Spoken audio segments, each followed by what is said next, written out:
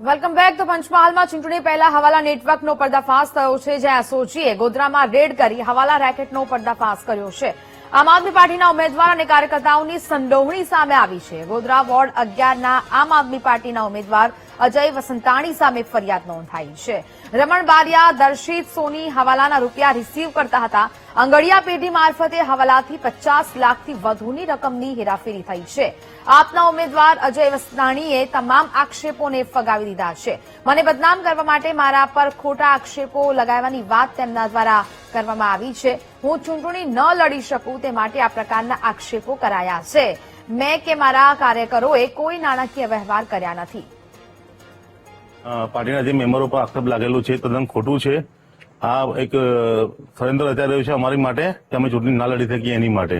બાકી એમની જોડે સબૂતો હોય છે તો લઈ આવે અને જે આક્ષેપ અમારે લગાવી દે, મને કોઈ વાંધો નથી. અમે પોલીસ સાથે કાલે બી હતા, આજે પણ છીએ, આવતીકાલે બી રહીશું. અમે કોઈ જગ્યાએ જવાન નથી. અમે નથી બન્યા, નથી બનીશું. અમે લડીશું, લડતા રહીશું. ના, આવી કોઈ ઘટના થઈ નથી અને અમે કોઈ પૈસા લાવ્યા નથી. જો લાવ્યા તો એમની જો સબૂત અમને બતાવ્યો વસ્તુનો, અમે એમને જવાબ આપવા માટે તૈયાર છીએ. બાકી રૂપિયા લેવા ગયા હશે, કોઈ મંગાયા હશે તો પ્રૂફ તો હશે જ આંગણિયામાં.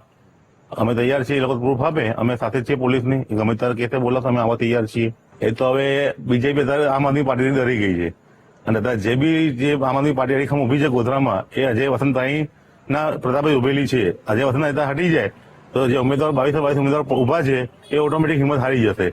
એના હિસાબે આ બીજેપી વાળાનું એક ષડયંત્ર હોઈ શકે છે મારા માટે, એવું મને લાગી રહ્યું છે.